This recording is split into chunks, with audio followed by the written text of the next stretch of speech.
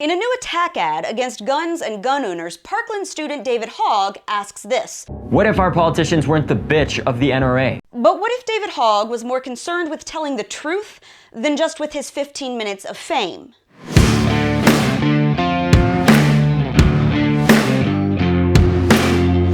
What if our politicians weren't the bitch of the NRA? Really? That's how you're going to approach this? Very mature. Okay, David, but if that's the way you want to play it, then I've got some questions of my own. Welcome to your reality check. What if you opened all of your gun debate events to the thousands of students like Kyle Kashev who think that guns and law-abiding gun owners are not the problem? What if you opened the floor to every Parkland survivor instead of just the dozen or so who've agreed to spout this narrative? What if you gave just as much airtime to Andrew Pollock, whose 18-year-old daughter was killed in the Parkland shooting and who thinks that arming teachers and making it easier for law-abiding Americans to defend themselves with firearms is actually a good thing? Here's another one. What if anti-gun groups like Everytown for Gun Safety stopped peddling false propaganda and made up gun statistics to spread fear? What if they were honest about the 96 Americans who die from gunfire every day and pointed out that 2/3 of those are from suicide, not gun violence?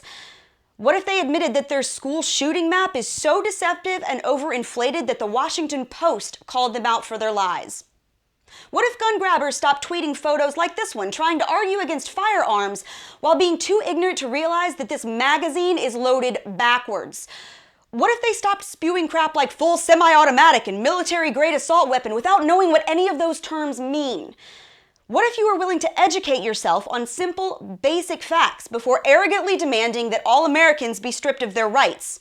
Scared you might not last very long at that debate table? I would be too.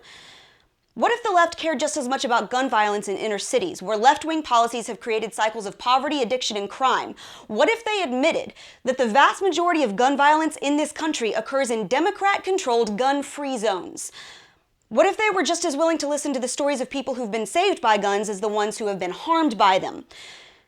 And David, what if you cared about holding the FBI and the Broward County Sheriff's Office accountable for their failure to follow the policies that were already on the books that could have prevented the Parkland shooting, instead of blaming the NRA for something that they had nothing to do with? What if you actually blamed criminals?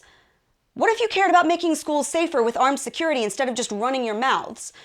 What if gun control activists were willing to come to the table and have an intellectually honest discussion without lying, bullying, and name-calling?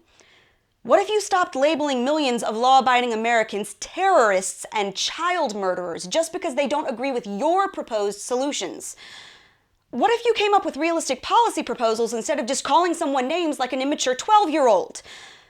What if you cared as much about saving lives as you care about getting on TV? Because it sure doesn't seem like solutions are what you are truly interested in. So yeah, David, what if? Though honestly, I don't expect you to have a lot of answers. And that's your reality check. Subscribe to our YouTube page, like us on Facebook and Twitter, and stay sane out there.